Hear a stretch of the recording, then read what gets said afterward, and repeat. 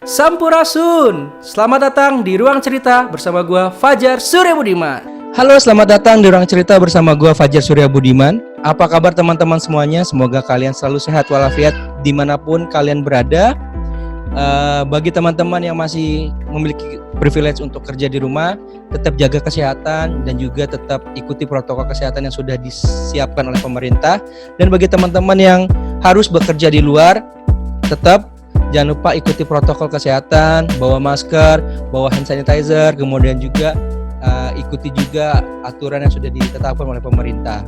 Dan di episode kali ini suatu kebanggaan buat saya karena saya kedatangan sahabat, kemudian juga teman diskusi pada saat di tahun 2018-2019 yang memang beliau ini sudah banyak menginspirasi banyak orang, terutama di bidang PNS, karena beliau adalah salah satu PNS dan menjadi PNS terbaik, menjadi penerima Piala Adigana kategori PNS inspiratif Anugerah ASN Inspiratif tahun 2019 yang diadakan oleh Kementerian Pan-RB. Kemudian juga beliau ini salah satu bagian di Biro Komunikasi dan Layanan Informasi Sekretariat Jenderal Kementerian Keuangan dan juga bagian dari Kemenq mengajar. Banyak sekali prestasi yang beliau telah raih. Selain itu juga beliau founder dari Jadi PNS Aja. Dan banyak sekali beliau diundang menjadi narasumber di berbagai acara untuk sharing tentang bagaimana menjadi PNS yang lebih komunikatif dan juga lebih menginspiratif PNS-PNS lainnya. Dan hari ini saya sudah tersambung melalui via udara dengan Jaya Setiawan Gulo atau dipanggil dengan Gulo. Selamat malam. Halo, selamat malam nih Bang Fajar. Apa kabarnya Bang Fajar? Alhamdulillah, kau sehat? Alhamdulillah sehat kali lah Bang. Iyalah, kami ini panjang nih, biografi kau panjang, jadi aku agak lama, mohon maaf. Begitu Bang. 10 menit tuh Bang. 10 menit. Tapi sekarang dirimu posisi masih di Jakarta ya, lagi udah masuk kerja ya?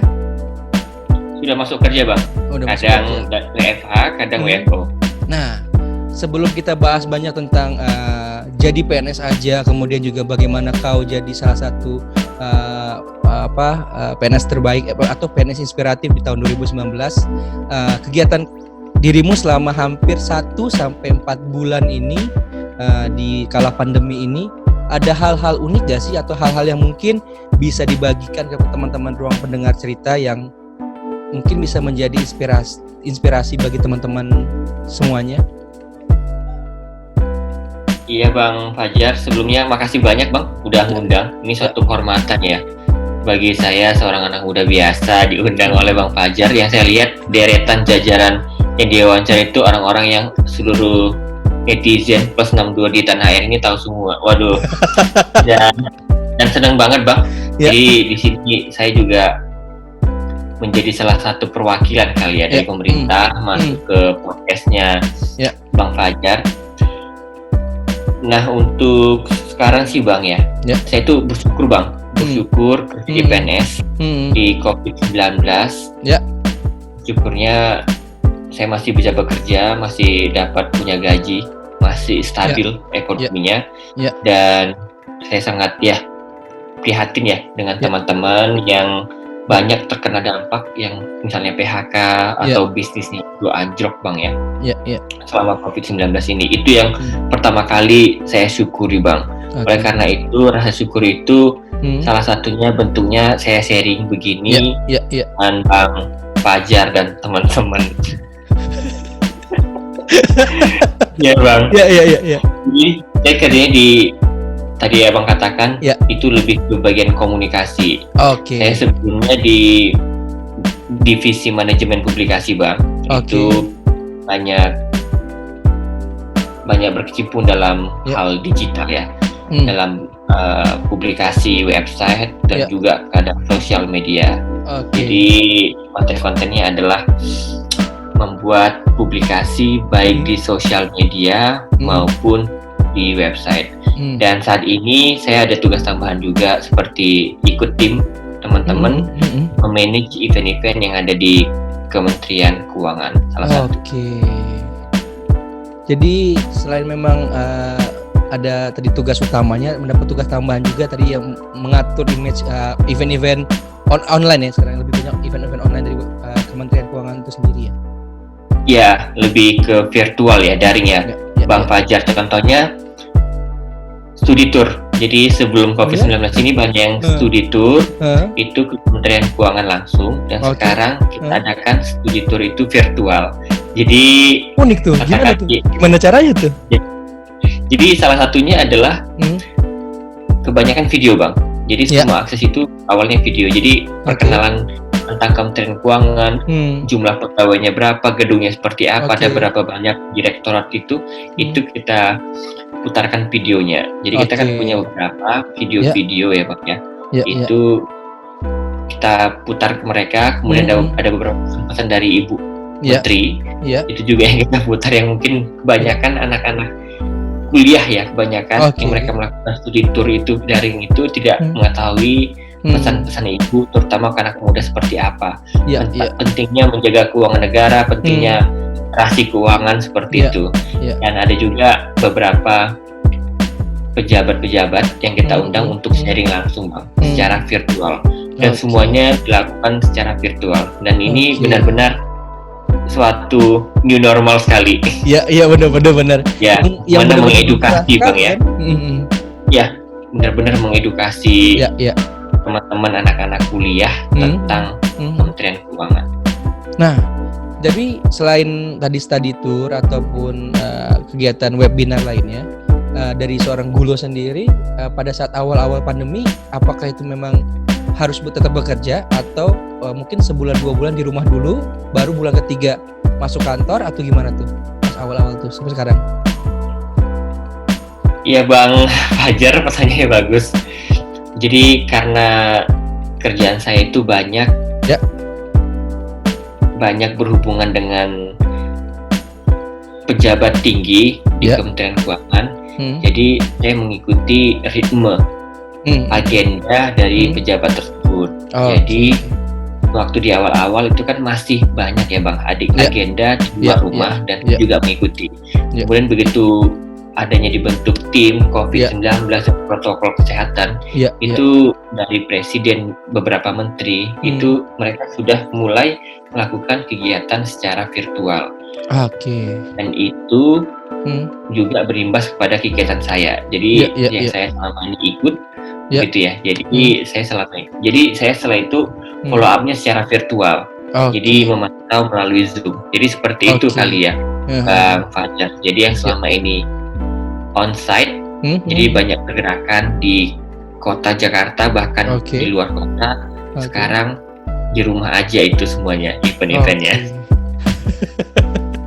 Iya. Tapi mungkin baru kemarin Juni kali, awal Juni kali ya, memang yang udah kita masuk kantor kan ya.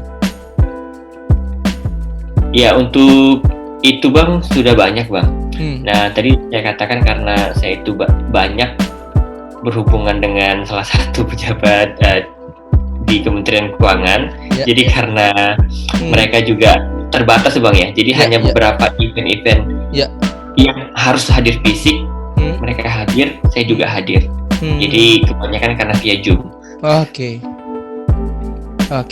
Nah, jadi teman-teman pendengar Ruang Cerita, kalau misalkan kalian follow Instagramnya Bang Gulo, itu @hellogulo, itu banyak sekali kegiatan seorang Gulo, baik itu kegiatan offline menjadi narasumber ataupun kegiatan online menjadi narasumber juga.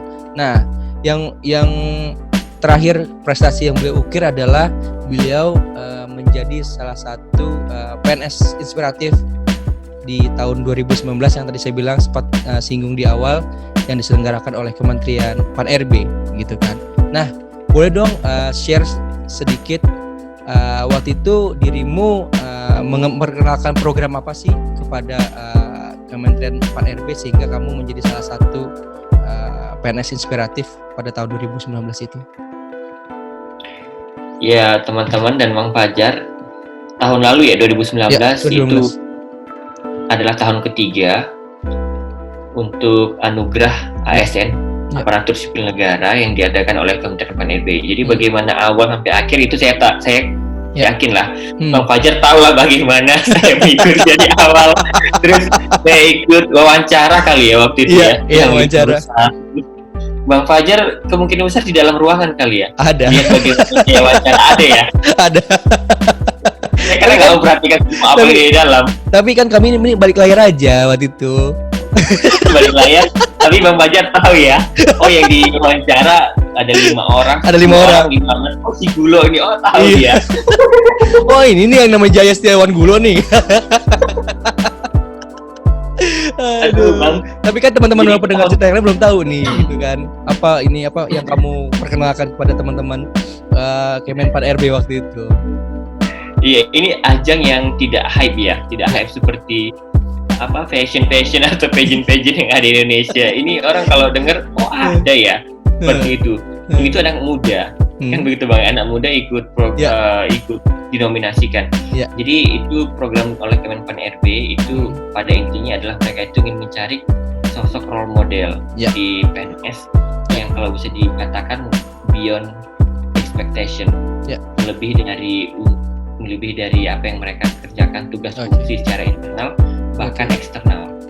Jadi tidak hanya internal saja Bang. Kalau internal aja berarti penghargaannya bukan ASN, lebih kepada penghargaan kinerja kali ya. Jadi di sini role model untuk pemerintah itu sendiri dan juga untuk publik. Nah, jadi itu dinominasikan Bang oleh perorangan atau instansi, dan waktu itu tahun 2019 itu saya dinominasikan oleh Kementerian Keuangan.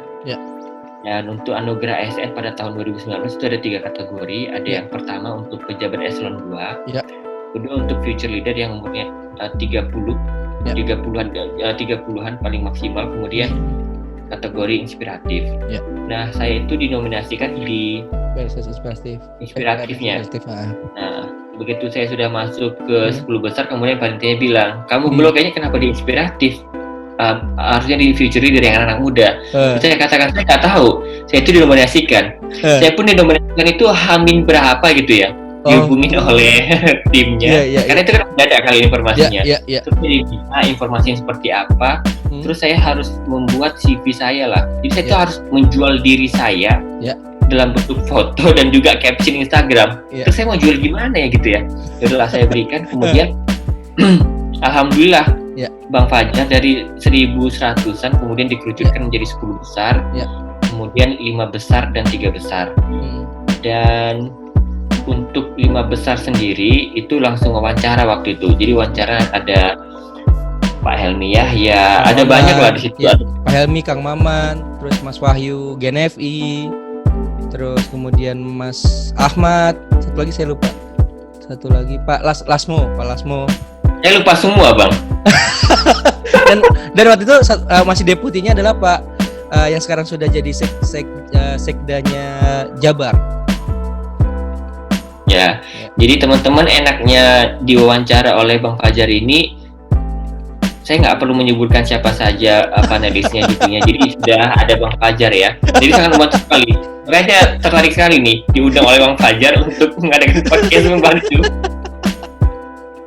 Bener Bang.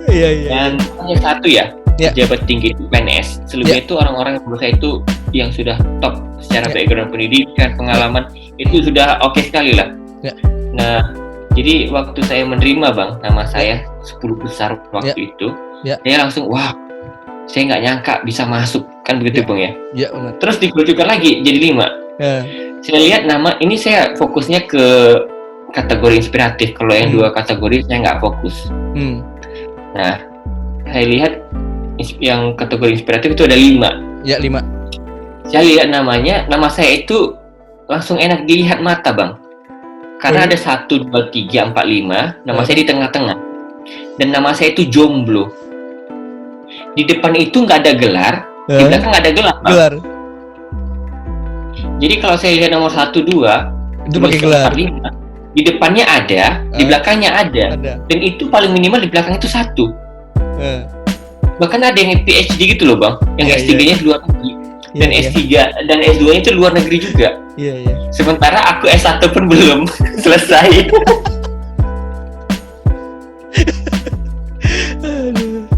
Jadi statusnya jomblo di situ ya. Mau depan mau belakang. Namanya jomblo, Bang. Namanya jomblo. Namanya jomblo. Tapi status itu masih nama, Bang. Kemudian ke kolom selanjutnya, aku lihat jabatan.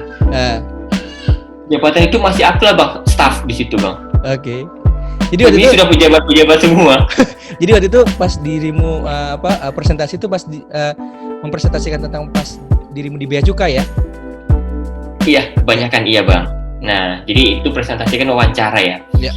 Jadi saya sudah lihat namanya, gelarnya, jabatannya, saya juga googling nama dari seluruh peserta yang masuk 5 besar. Karena seperti seni Cina, Bang ya. Iya. Kalau kita ingin menguasai kemenangan, mempersiapkan kemenangan, pertama tahu diri, kedua tahu lawan, ketiga tahu battlefield-nya. Nah, saya harus tahu diri saya, kelebihan saya apa, itu yang harus saya tonjolkan. Kemudian saya lihat mereka, saya lihat itu secara digital. Dari platform manapun saya lihat, saya googling tuh, Bang, namanya. Pertama, kedua, keempat, kelima. Saya nggak mau, Bang, lama-lama di Google. Karena begitu saya Google namanya itu keluar sampai berpuluh-puluh halaman page Google. Karena sudah banyak publikasi, Bang. Iya. Jadi bagi saya, ini saya kalau ngomongin prestasi, ini ibarat sungai. Saya itu anak kecil masuk ke dalam sungai itu belum tahu berenang. Sementara ini sudah, saya lihat usianya sudah ada yang 40-an begitu ya, Bang ya. Jadi pengalaman sudah banyak, publikasi sudah banyak, prestasi sudah banyak. Nah, apa yang harus saya kuasai nih di sini? Nah, waktu itu saya bukan kebetulan ya. Ya waktu itu yang paling muda, Bang, di kategori. Iya, paling muda ya. Ini paling muda ya. Paling muda. Belum di bawah 30 tahun. Yang saya jual adalah young people, youth. Karena tahun lalu 2019 ada tahun ketiga, itu bagi saya anak muda belum terrepresentasikan, Bang. Jadi salah satu kelebihan saya waktu itu, saya nggak ngomongin prestasi saya udah Bang, tenggelam. Anak mudanya, saya itu mencoba meyakinkan kepada dewan juri, itu anak muda itu udahlah, dikasihlah top 3 kan gitu kan, dari top jadi top 3, kasihlah top 3, pasti nanti akan menjadi suatu euforia bombastis nih untuk anak-anak muda lainnya, dan jadi trigger juga lah ya, jadi trigger juga di Indonesia. Dan alhamdulillah lulus gitu, Bang ya, top 3. Dan sekarang benar-benar saya merasakan banyak semangat, Bang, di anak-anak muda itu. Wah, ternyata apresiasinya bisa untuk anak muda. Nah, itu dia, Bang. Itu yang pertama. Kemudian yang kedua adalah sosial media. Itu taktiknya waktu itu. Jadi saya waktu itu di sosial media adalah saya lihat, saya mulai sosial media sudah lama, dari Twitter, kemudian dari Instagram, dan digital experience saya, Bang. Jadi wujud saya secara digital itu sudah ada. Nah, dan saya sudah membranding bahwa saya anak muda, saya anak muda PNS, dan saya punya something. Nah, itu juga yang menurut saya nilai jual saya, itu yang saya jual jadinya. Kalau taktiknya tadi. Nah, apa yang saya lakukan kalau misalnya waktu yang saya presentasi itu kan saya memperkenalkan itu adalah diri saya pribadi. Kemudian tim. Kemudian apa yang saya lakukan di instansi saya, di Bea Cukai Kementerian Keuangan, kemudian apa yang di luar instansi. Kalau menurut saya itu tidak ada suatu rumus spesifik, formula spesifik, apa yang diinginkan oleh Kemenpan RB, apa yang diinginkan oleh juri, karena juri itu setiap tahun bisa berbeda-beda. Nah, kan begitu, Bang ya. Kadang ada yang di selain itu kita nggak tahu apa. Betul. Dan menurut saya kalau berjuang itu saya bagaimana caranya meyakinkan dewan juri, waduh, si anak ini tuh jangan sampai lolos, kan gitu, Bang ya. Kalau dalam podcast kita ini jangan sampai nih yang baju merah nih, Bang Fajar, sampai lolos, kan gitu, Bang ya. Jadi saya menjualnya seperti itu. Jadi saya menjual diri saya pribadi, itu apa yang saya lakukan di Bea Cukai waktu itu. Ada beberapa hal. Nah, kemudian untuk di tim itu kita buat yang namanya Customs Declaration Online. Itu kan tim. Tim. Nah, tim itu seperti yang sudah kemarin dipresentasikan bahwa Customs Declaration itu adalah semacam startup-nya, Bang. Nah, kan masa kita di pemerintah nggak ada startup-nya, Bang. Kalau startup katakanlah Gojek, Tokopedia, Bang, Bukalapak, yang semuanya, mereka kan startup, they are looking for profit dalam bentuk uang, revenue. Nah, kita mau dong anak muda, ini startup kita loh, kita looking for profitnya bukan dalam bentuk uang, tapi kita itu spending less money. Nah, daripada kita itu pakai kertas semua, Bang ya. Dalam membuat Customs Declaration Online itu kita digitalisasi. Waktu itu kamu di posisi di Medan ya? Waktu itu di Medan. Di Kuala Namu. Dengan digitalisasi ini tentu kita akan membantu orang-orang, customer kita, stakeholder kita itu lebih mudah pengisiannya, people. Kemudian dengan ada digitalisasi kita mengurangi anggaran pemerintah, kan begitu, Bang ya. Berarti itu namanya profit dalam bentuk less spending money. Kemudian kita nggak akan menggunakan yang namanya lagi pohon, kertas, digital, sehingga kita salah satunya mengurangi yang namanya kebakaran lahan dan hutan, dan itu untuk planet. Jadi dapat, Bang, aspeknya 3P, for people, for profit, and for planet. Nah, itulah menurut saya, Bang, salah satu inovasi yang saya dan tim lakukan. Nah, di tahun 2018 kita dapat pengakuan dari Kementerian Keuangan, langsung memboyong 3 penghargaan waktu itu sekaligus. Saya pribadi jadi pegawai berprestasi di Kementerian Keuangan. Kemudian kita juara 1 tuh, kantor pelayanan terbaik se-Kementerian Keuangan, dan juara 2 pengaruh utama gender. Jadi itu yang saya bawa, Bang. Jadi yang saya bawa itu, saya tidak hanya diri saya sendiri. Saya punya potensi bukan untuk saya sendiri, tapi juga kecipratan untuk kantor. Nah, dan di kantor itu salah satu kriteria menangnya kantor pelayanan terbaik itu tidak hanya sarana dan prasarana, Bang. Karena kalau sarana dan prasarana saja itu kan tergantung kantornya. Kalau mereka dapat anggaran lebih untuk merenovasi, bisa menang. Mereka dapat konsultan desainer yang bagus, wah bisa keren tuh, bisa kalah kantor yang lain. Tapi salah satunya adalah kita punya program-program untuk kantor dan untuk publik. Yang waktu saya lakukan, seperti kita ada mengadakan kegiatan event-event mengeksportirkan anak-anak muda di Sumatera Utara. Kita kemudian membuat event-event ke publik, seperti pembagian tas itu dari dana-dana pegawai di Kuala Namu. Kemudian kita bersama dengan media tanpa adanya uang. Jadi benar-benar yang kita bangun dengan media adalah kerjasama antara pemerintah dengan media. Jadi kita nggak ada mengeluarkan uang. Jadi kita mau ada event, keluarkan uang. Jadi kita nggak mau seperti itu lagi, Bang. Itu ada beberapa hal yang sudah kita coba dan berhasil. Dan dirimu sendiri di PNS itu dari tahun 2009 kan ya? Iya, dari tahun 2009, Bang, akhir ya. Nah, ya, dan selain itu kita juga memiliki SDM yang bukan kaleng-kaleng. Jadi bukan kaleng-kaleng itu adalah beberapa, Bang, di SDM itu kita sudah memenang kompetisi baik nasional maupun internasional. Nah, jadi salah satu privilege saya punya informasi dan koneksi sampai di lingkungan internasional. Itu saya juga pengen teman-teman yang saya itu juga bisa mendapatkan seperti apa yang saya dapatkan, tapi dalam versi lain. Jadi tidak hanya saya, tapi di kantor itu beberapa juga pegawai berprestasi tingkat Kementerian Keuangan dan menang beberapa kompetisi, mau nyanyi, mau foto tingkat internasional. Dan itulah salah satu capital, modal yang kuat kami menuju kantor pelayanan terbaik se-Kementerian Keuangan.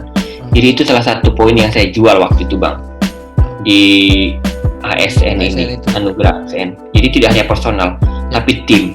tim juga ya. Ya, kalau menurut saya banyak orang yang personal itu berhasil, tapi belum tentu mereka bisa menularkan virus-virus kemenangan tadi. Bagaimana meng-create leaders tadi, Bang, itu yang pertama. Kemudian untuk apa yang dilakukan tentu saja, Bang, itu yang tadi internal, kemudian eksternal. Nah, kalau saya masuk di tahun 2009, Bang, itu masuk ke Bea Cukai, itu saya merasakan kotor sekali, Bang, di pemerintahan. Nah, saya mengatakan seperti kotor ini dalam hal KKN, korupsinya, kolusinya, nepotismenya. Kalau saya bilang bersih, saya bohong. Saya bohong, Bang. Kita tahu semua lah. Dan saya memikirkan apa bisa berubah ya. Ternyata step by step yang dilakukan oleh pucuk pimpinan tertinggi waktu itu Ibu Sri Mulyani, itu komitmen dia, komitmennya dengan presiden dan beberapa pejabat lagi yang lainnya di Indonesia itu ternyata membuahkan hasil. Diperbaiki nih penggajiannya, remunerasinya, dibenahi nih sarana prasarananya, biar pegawai itu bangga dan nyaman ya, punya kantornya, bangga dengan sistem IT yang dimiliki, kemudian bisa memiliki stabilitas keuangan finansial. Karena yang diurusin itu uang itu puluhan juta, miliaran, bahkan sampai triliunan, Bang.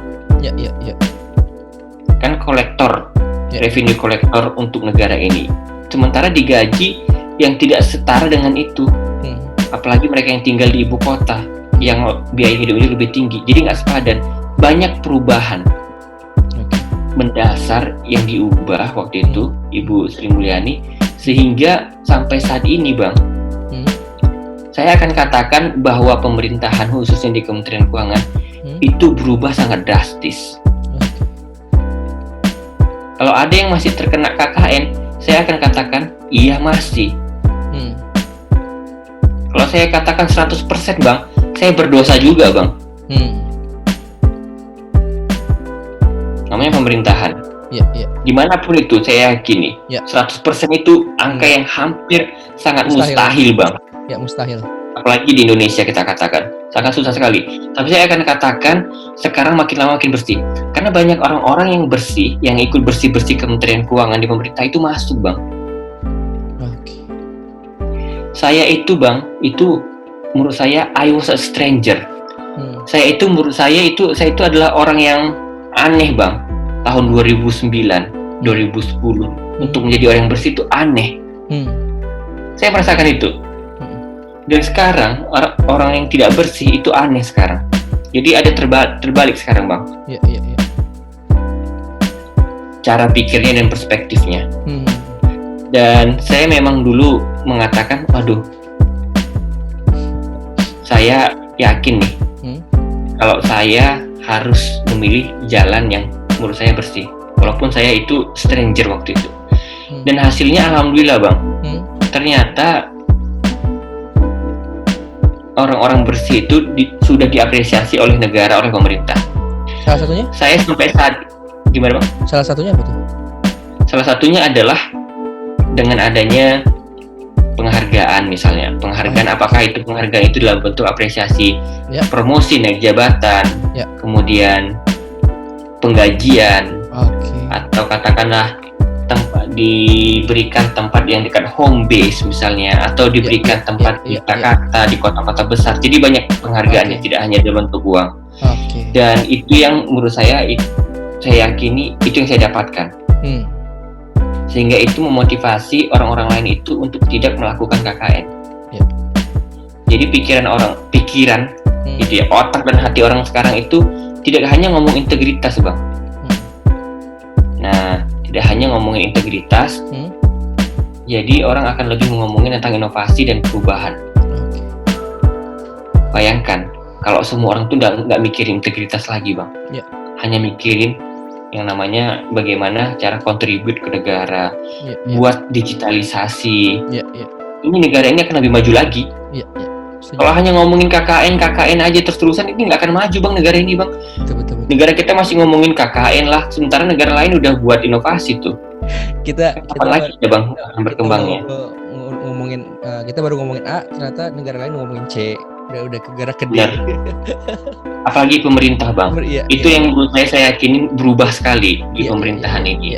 Nah, itulah salah satunya saya optimis, Bang, sampai sekarang bahwa pemerintah itu makin bagus lagi.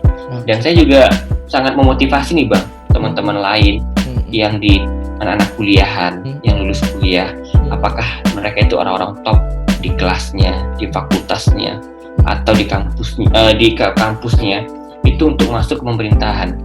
Bayangkan kalau orang-orang yang secara akademik itu top, yang secara public speakingnya itu top, yang secara leadershipnya itu top, kan gitu, Bang ya, menang kompetisi itu masuk ke pemerintahan, itu akan lebih bagus lagi pemerintahan. Dan gaji di pemerintahan sekarang juga udah kompetitif lah. Dengan yang kerja di swasta. Aku mau tanya dong, dari setelah kamu menjadi role model lah bahasanya gitu kan, untuk salah satu PNS inspiratif di tahun 2019 gitu, banyak gak sih, kan kamu juga kan pasti banyak menjadi narasumber di berbagai event kementerian lembaga kan gitu kan, kementerian atau lembaga. Nah, dampaknya yang kamu rasakan dalam artian mungkin yang mengikuti gaya dirimu, ataupun mungkin banyak sharing kepada kamu dari anak-anak muda tuh, seberapa banyak sih ininya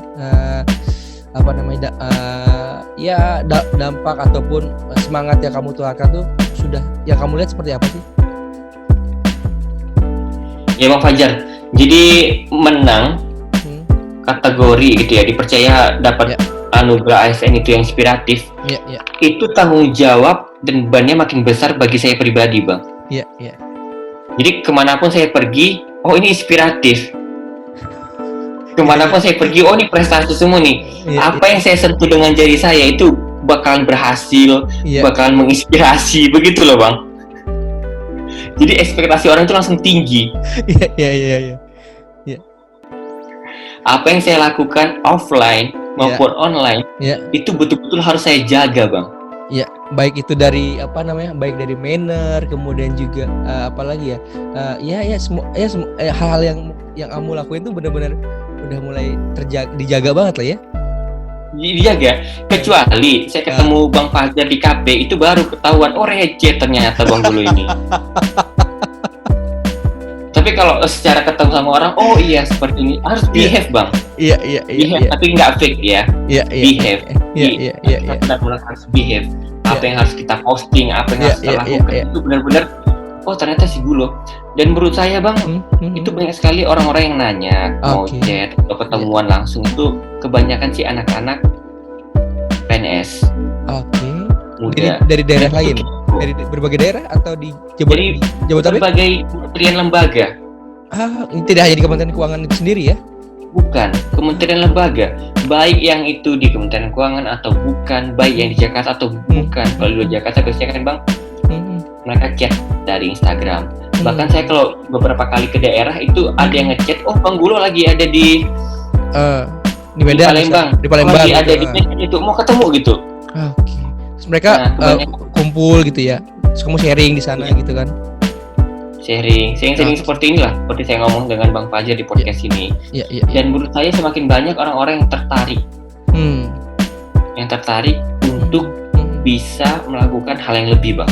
Jadi tujuannya sih bukan menjadi ini ya, Bang ya, pemenang dalam kategori inspiratif atau future leader, tapi lebih kepada orang itu berlomba kepada kebaikan. Jadi anak-anak muda, PNS muda di pemerintahan itu mereka makin, aku mau dong contribute nih di internal kita, coba ya melakukan inovasi apa sih di kantor. Kita coba deh, kita mau buat project sosial apa sih ke publik, ke masyarakat. Jadi orang akan berlomba-lomba. Jadi akan menimbulkan satu multiplier effects-nya. Satu orang melakukan kebaikan, ajak lagi yuk, kita buat tim. Makin lama makin banyak, Bang. Dan itu yang saya rasakan salah satu manfaat saya menang. Karena mukanya anak muda. Yang kedua, saya merasakan manfaat apa yang saya sharing itu kadang saya tagih, Bang. Sama mereka. Saya sudah sharing ke kalian, saya pengen dengar dong apa yang sudah kalian lakukan setelah itu. Nah, itu, Bang. Kalau untuk di sisi publik, saya itu mulai diundang di berbagai organisasi yang bukan PNS. Dan saya merasa senang di situ, Bang. Contohnya apa tuh? Contohnya beberapa di kampus kemarin tuh UI, kemudian UKI, Universitas Kristen Indonesia itu mengundang saya. Saya satu-satunya PNS. Kemudian saya diundang di eventnya Earth Hour. Kemudian di berbagai event semacam ADI Volunteering. Kerelawanan juga ya. Ya, waktu saya jadi relawan di Amerika Serikat. Dan saya di situ merasa senang, Bang. Dan merasa bangga. Bangganya karena saya itu semacam mewakili pemerintahan, Bang. Iya. Karena di beberapa event-event gede anak-anak muda, pemuda-pemuda di Indonesia, itu kalau kita lihat itu sangat jarang sekali muka-muka anak muda PNS itu muncul. Iya. Kecuali dia itu pejabat, menteri, atau staf ahli, atau direktur di suatu pemerintahan. Itu karena mereka punya role, position di situ. Tapi begitu saya ngomong, Bang, itu saya akan langsung dengan senang hati, Bang, ya, mengatakan saya itu PNS. Mengatakan PNS karena banyak sekali event-event itu tidak melibatkan pemerintahan. Bagaimana tuh orang-orang di PNS, di pemerintahan bakalan tahu trending topik sekarang, current issues yang ada di masyarakat, apa sih yang ada dalam bisnis sekarang, di lingkungan anak muda kalau tidak melibatkan pemerintahan. Melibatkan pemerintah juga. Karena kita tidak bisa memaksakan untuk pemerintahan ini, anak-anak muda ini, PNS ini untuk ikut kegiatan seperti itu. Kita tidak bisa paksa, tapi mereka yang ikut kegiatan seperti itu adalah DNA yang berbeda. Tapi dengan mereka itu, Bang, mengundang saya, itu ada semacam pengakuan menurut saya bahwa PNS itu matters. Sangat jarang lah, kayak Bang Fajar lah, udah banyak dalam dunia I.O., dalam dunia buat event-event, pasti sangat jarang sekali, Bang. Anak muda, Bang, ya, di pemerintahan, bukan yang sudah punya role direktur seperti itu, sangat jarang, Bang. Itu menurut saya sih, Bang, salah satu efeknya. Dan bagi saya pribadi, itu tuh satu lagi, Bang. Tadi kalau tanggung jawab kan manner ya, salah satunya. Beban, Bang. Beban itu adalah beban pertanyaan bagi diri saya dan juga publik. Gulo, what's next? Karena orang akan lihat, Bang. Apalagi orang tahu, oh Hello Gulo, ini mau ngapain anak ini? Bayangkan kita udah dapat penghargaan, Bang, sertifikat, udah masuk TV, TVRI, udah ditonton sama Bang Fajar. Mau ngapain lagi anak ini? Itu adalah tanya-tanya paling besar, Bang. Bayangkan kalau saya, Bang, misalnya bekerja biasa-biasa aja, apalagi saya masih baru di sini, orang akan katakan, kayaknya nggak ada yang spesial tuh. Alah, si Gulo kan sebelumnya aja dia itu melakukan sesuatu, setelah ini nggak ada lagi dia. Itu buat malu saya sendiri. Buat malu Kementerian Keuangan. Jadi cambuk dan buat juga. Malu. Iya, buat malu juri, buat malu Bang Fajar, buat malu Kemenpan RB. Nah, makanya ujung-ujungnya tadi kalau saya kerja, saya story ini juga lah, Bang, di Instagram. Bukan saya mau membanggakan, biar terlihat juga sama netizen ini kan, oh kerja juga ternyata Bang Gulo ini, WFH kan gitu, Bang, ya. Terus saya buat jadi PNS aja, nah itu mungkin yang dibicarakan, Bang. Nah itu salah satunya untuk kontribusinya. Jadi kalau teman-teman lihat juga di jadi PNS aja di Instagramnya, itu adalah sebuah platform pengabdian yang memang dibuat langsung oleh Gulo. Memang setiap setiap postingannya itu melibatkan berbagai macam dunia kampus ya, dari yang di Indonesia itu sendiri ataupun hingga di luar negeri sendiri gitu kan. Kemudian juga kayak talk show atau berbagi cerita juga dari teman-teman yang memang ada yang baik di sekolah kedinasan, kemudian juga yang memang sekolah di luar negeri seperti itu, yang banyak banget mereka berbagi cerita, berbagi inspirasinya seperti itu. Terus kemudian juga kalau misalkan teman bisa lihat di Instagramnya Jadi PNS aja, suka mengadakan tryout online juga ya, tentang tryout online SKD CPNS, kemudian juga pokoknya banyak lah di situ, teman-teman bisa lihat. Dan juga kadang-kadang suka memberikan education, tips-tips apa itu jadi PNS, kemudian juga 3 kesalahan yang bisa bikin kalian gagal selama CPNS. Pokoknya teman-teman yang bisa follow, bisa ikutin Instagramnya Jadi PNS yang memang dibuat dan disupport oleh Gulo dan tim. Nah, jadi pertanyaan berikutnya adalah, kenapa kamu membuat Jadi PNS ini sebagai, aku nggak tahu ya, aku bilangnya adalah sebagai next wadah untuk teman-teman mencari tahu juga sisi lain seorang Gulo. Tapi koreksi kalau aku salah, tapi yang aku lihat adalah ini merupakan salah satu wadahnya Gulo untuk memperkenalkan lagi bahwa bangga menjadi PNS. Koreksi kalau saya salah. Saya nggak berani lah bilang Bang Fajar itu salah.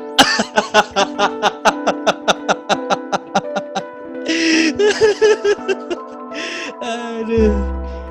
Ya mungkin kalau ada klarifikasi dari kamu atau gimana. Tapi kan mungkin kalau yang aku lihat adalah ini sebagai platformnya atau wadahnya kamu untuk memperkenalkan PNS lebih jauh, dan juga membanggakan bahwa jadi PNS tuh harus bangga loh, kayak gitu loh.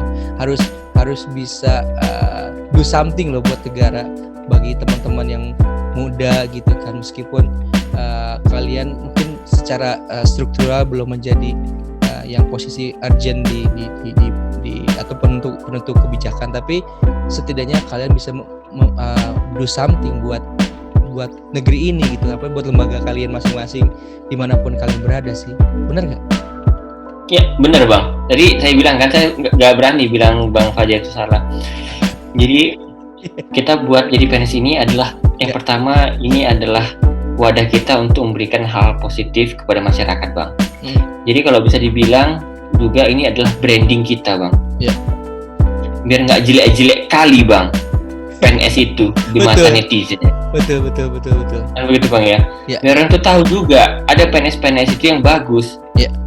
Kalau saya itu Bang orangnya hype di sosial media, ada orang misalnya yang seperti saya, tapi mereka tuh nggak hype di sosial media Bang. Iya. Nah, karena kita nggak bisa paksa orang tuh hype di sosial media.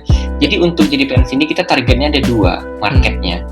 Pertama untuk orang yang mau masuk PNS, yang kedua untuk PNS. Makanya kita adakan tuh Bang tryout-nya. Tryout online gitu. Nah, itu bukan kalian tuh Bang, itu paten kali tuh. Paten kali tuh. Karena tim kita yang buat bukan PNS aja Bang. Oke. Orang-orang top lah, engineer-nya, yang kerjanya itu di private, di startup. Itulah bentuk kolaborasi ya? Kolaborasi Bang. Oke. Jadi ada orang-orang yang dia keren nih, bisa IT. Kalau dibayar nggak sanggup Bang. Gajiku pun sebulan itu kurang Bang untuk menggaji mereka Bang. Seriusan Bang aku bilang. Untuk ngecek website nih itu Bang. Karena untuk buat tryout kayak gitu kan bukan pakai Google Form ya, atau betul. Yang aneh-aneh nggak tahu lah sistemnya.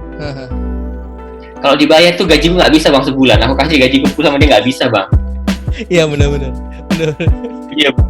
Kita adakan tryout. Terus kemudian kita juga ada programnya itu mengundang mahasiswa atau alumni dari perguruan tinggi kedinasan. Seperti STAN, IPDN. Ya Bang, benar Bang. Seperti STIS, karena mereka adalah calon-calon PNS. Nah itu, jadi biar nggak salah kaprah informasinya, dan biar dapat gambaran jelas langsung. Kemudian ada namanya dunia kampus Bang. Jadi dunia kampus ini ini untuk membangkitkan gairah semangat teman-teman PNS biar bisa kuliah ke luar negeri. Ke Australia, Oxford, Cambridge, Columbia, bahkan Harvard. Itu ada PNS loh yang kuliah di sana. Walaupun narasumbernya semua tidak PNS, tapi ini akan menjadi motivasi buat PNS itu kuliah ke luar negeri. Jadi untuk di dunia kampus ini itu tidak hanya untuk PNS Bang, tapi untuk seluruh orang-orang Indonesia yang mau kuliah ke luar negeri, kita berikan aksesnya gratis. sampai kita sekarang podcast Bang, itu sudah ada 18 ya. Ya. Narasumber dari 18 kampus berbeda. Wow. Mudah-mudahan jumlahnya makin banyak. Dari luar negeri. Oh, luar negeri. Semua luar negeri ya? Luar negeri ya. Ini yang kita ngomongin dunia kampus. Mudah-mudahan bertambah Bang, 30, 50, 100. Kita mau pengen cover. Iya. Pengen cover. Jadi kalau mau kuliah ke Monash, langsung aja buka di YouTube-nya kita misalnya. Ya. Itu udah ada. Apa ini kita berikan gratis. Jadi PNS. Oke, YouTube-nya jadi PNS. Oh ya, atau juga teman-teman bisa lihat websitenya di www.jadipns.co.id. Benar. Ya. Kalau di YouTube-nya jadi PNS aja, jadi PNS udah dapat tuh. Oke, di ini ya, di searching-nya di YouTube-nya jadi PNS ya. Benar. Nah, itu sih yang kita berikan kepada teman-teman. Jadi akses untuk informasi luar negeri itu tidak lagi eksklusif. Ya. Jadi orang tidak harus bayar ratusan ribu bahkan jutaan Bang untuk bisa tahu seperti ini kalau mau kuliah ke Oxford. Ya. Kuliah ke Monash. Ya. Enggak, itu kita berikan gratis. Ya. Jadi itu salah satu networking jaringan yang saya dan tim miliki, dan menurut kita ini akan sangat baik untuk kita publikkan. Jadi tidak ada berbayar Bang, itu gratis semua. Dan kita juga, ini kita ngomong sekarang Bang, ini usianya masih 5 bulan Bang. Oke. Ini apa, jadi PNS baru 5 bulan ya? Baru ya? Iya benar. Baru 5 bulan, iya. Baru 5 bulan. Dan insya Allah nanti kita ini akan launching juga produknya Cerita PNS. Apa? Kita PNS? Cerita PNS. Oh, Cerita PNS. Cerita PNS ini akan menjadi suatu platform. Isinya itu adalah tentang PNS. Jadi mau itu hal-hal yang menginspirasi, hal-hal humanisnya, prestasi-prestasi PNS, prestasi inspiratif. Iya, sisi-sisi lain dari PNS lah ya, yang positif ya. Good news tentang PNS. Ya, jadi akan mengcounter kalau kita ketik PNS, korupsi, pelecehan seksual. Ya, karena mindsetnya sekarang lebih kerja kan. Iya. Lebih banyak gabut. Belum ada. Iya. Kita ingin membuat ini lebih besar. Dan sekarang sudah bisa diakses beberapa. Oke. Cerita-ceritanya di cerita.jadipns.co.id. Cerita.jadipns. Cerita.co.id. Cerita.jadipns.co.id. Oke, jadi buat teman-teman yang memang mau lihat juga cerita-cerita PNS, kalian bisa searching di Google cerita.jadipns.co.id. Yes, benar. Oke. Ya, jadi ini akan menjadi suatu platform hal-hal yang baik tentang PNS, dan semua PNS di Indonesia mereka itu feel free untuk mensubmit cerita mereka, dan kita akan bantu editingnya. Ya. Jadi feel free, kalian mau cerita apapun tentang PNS silahkan di situ. Nanti tim dari Gulo, dari tim cerita jadi PNS akan membantu mengedit sesuai dengan bahasa yang baik dan benar juga ya Gulo ya.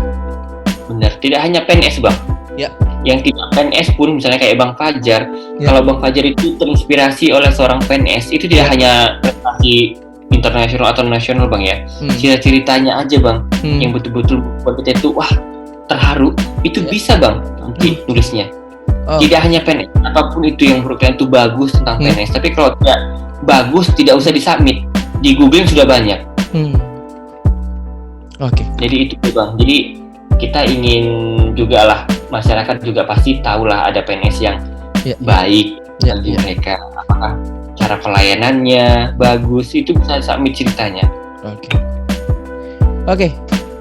The last question di ruang cerita Fajar.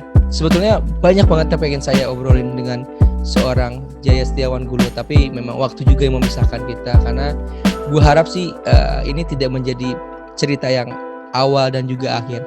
Kita harapkan semoga Bang Gulo atau sahabat teman-teman Gulo juga bisa nanti bisa request ya, kalian mau akan bahas tentang apa yang mungkin kita bisa share lagi di next episode bersama Gulo.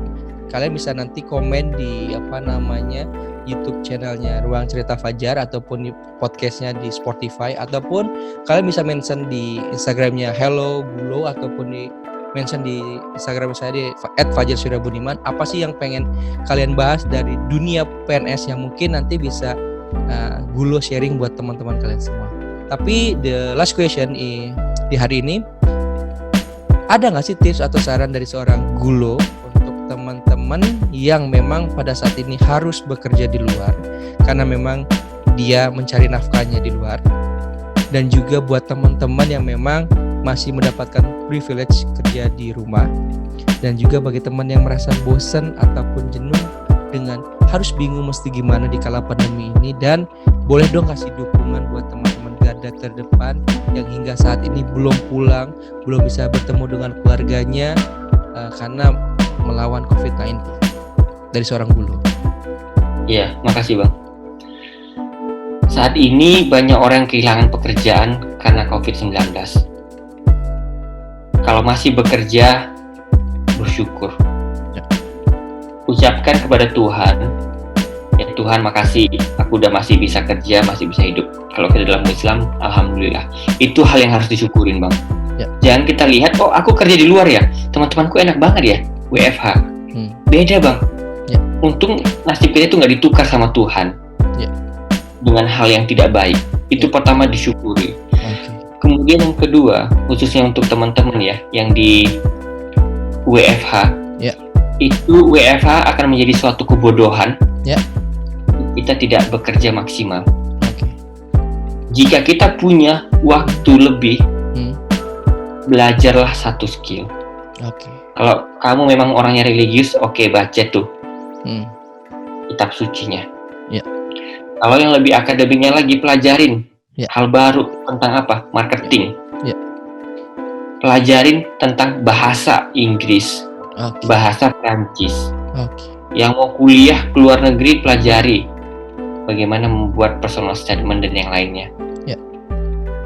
Kalau mau usaha, bisa usahanya online. Nggak bisa masak, bisa bantu teman-teman, bisa jadi reseller. Banyak hal yang bisa dilakukan. Setuju. Khusus untuk teman-teman PNS, saya katakan banyak orang di luar sana itu tidak menyukai PNS. Kalau ada orang yang suka PNS, bisa jadi dia karena mau jadi PNS. Karena sama PNS, banyak orang di luar sana tidak menyukai PNS, mendiskreditkan PNS, membuli PNS, termasuk membuli saya. Jadi buat teman-teman, jangan pernah merasa kecil. Jangan pernah merasa kecil teman-teman kita sebagai PNS. Jangan pernah teman-teman merasa kecil karena gajinya kecil jadi PNS. Dimanapun itu. Jangan pernah merasa kecil karena tugasnya itu bukan di Jakarta, bukan di Medan, bukan di Surabaya, bukan di Makassar. Tapi merasa kecillah ketika teman-teman itu tidak memberikan kontribusi lebih untuk kantor, untuk negara. Karena kita makan dan minum itu dari uang pajak. Dari pajak yang diberikan oleh orang-orang Indonesia. Jadi kita harus memberikan pengabdian untuk negara ini. Itu dia Bang. Dan untuk teman-teman yang bukan PNS, kalau teman-teman ingin PNS berubah, yang pertama masuk jadi PNS. Kalian betul-betul orang top, masuk PNS, ubah. Yang kedua, kalau tidak mau jadi PNS, jangan melakukan hal bisnis yang tidak bagus dengan PNS. Karena yang rugi Anda sendiri, yang rugi juga PNS. Jadi sama-sama rugi. Jadi untuk teman-teman yang ingin jadi PNS tapi tidak bisa menjadi PNS, carilah suami atau istri seorang PNS. Itu yang terakhir juga boleh masuk. Itu Bang. Ya. Jadi bagi teman-teman itu dia. Ya untuk teman-teman garda terdepan. Untuk teman-teman di garda terdepan, itu makasih banyak. Makasih banyak untuk teman-teman di garda terdepan saat ini. apakah yang bekerja di bagian medis maupun bukan medis, itu kita berterima kasih banyak karena sudah mau keluar rumah. Yang bisa saya katakan adalah semoga Tuhan itu Bang ya, itu membalas kebaikan kalian dunia maupun akhirat. Itu yang saya bisa katakan Bang. Apapun yang bisa kita bantu Bang, mau fundraising segala macam, itu kita siap. Dan terima kasih, banyak orang yang bangga sama kalian. Dari keluarga kita, bahkan Ibu Pertiwi ini yang sekarang sedang menangis karena banyaknya korban personal maupun bisnis keluarga COVID-19 itu tersenyum karena masih ada orang yang ingin bekerja di garda terdepan. Karena kalau tidak ada mereka Bang, semua pasien, orang-orang sakit itu meninggal semua. Perekonomian Bang, ekonomi lumpuh. Itu dia Bang ya, kira-kira buat teman-teman. Luar biasa Bang. Anyway, sekali lagi terima kasih banyak untuk Jaya Setiawan Gulo atau yang lebih dikenal dengan Gulo untuk waktunya di episode kali ini. Jadi teman-teman semuanya, bagi teman-teman yang memang sudah menjadi PNS, tetaplah berkarya, tetaplah memberikan semaksimal apapun yang kamu bisa kepada negara ini, karena bersyukurlah kalian bisa masih menjadi bagian yang memang secara perekonomian pun kalian masih stabil, dan bersyukurlah kalian masih bisa dan tetaplah berprestasi dan berikanlah yang terbaik buat negara ini. Dan teman-teman yang mungkin yang belum punya kesempatan menjadi PNS ataupun yang memang belum memberikan dikasih kesempatan untuk harus bekerja di rumah ataupun yang memang belum bekerja lagi, jangan patah hati, jangan berkecil hati. Percayalah, Tuhan tidak pernah tidur. Tuhan selalu memberikan kita sebagai manusia atau makhluk yang terus bisa beradaptasi untuk bisa mengembangkan diri kita, potensi kita sesuai dengan kemampuan kita. Dan percayalah, Tuhan akan selalu membantu kita di kala apapun ketika kitanya mau bergerak dan mau belajar dan mau untuk terus mengeksplor diri kita sendiri. Sekali lagi terima kasih banyak untuk Jaya Setiawan Gulo untuk waktunya. Jangan kapok untuk main lagi di Ruang Cerita Fajar di episode berikutnya.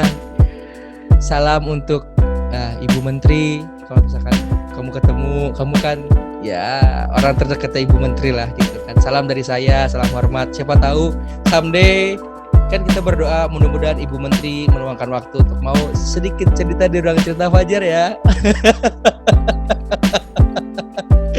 Sekali lagi anyway, terima kasih Gulo untuk waktunya. Sehat-sehat selalu. Salam buat semuanya, sehat-sehat juga buat teman-teman Kementerian Keuangan dimanapun kalian berada. Dan jangan lupa untuk like, subscribe, and comment Ruang Cerita Fajar di YouTube. Dan juga kalian bisa saksikan bisa dengar juga di Spotify dengan keywordnya adalah Ruang Cerita Fajar. Sampai ketemu di episode berikutnya bersama narasumber yang luar biasa lagi, yang bisa menginspirasi kalian dimanapun kalian berada. Sampai malam, sampai jumpa Mas Gulo, terima kasih. Assalamualaikum. Terima kasih banyak Mas Fajar. Waalaikumsalam warahmatullahi wabarakatuh. Hai, jangan lupa ya untuk like, comment, and subscribe channel YouTube Akang ya. Hatur nuhun.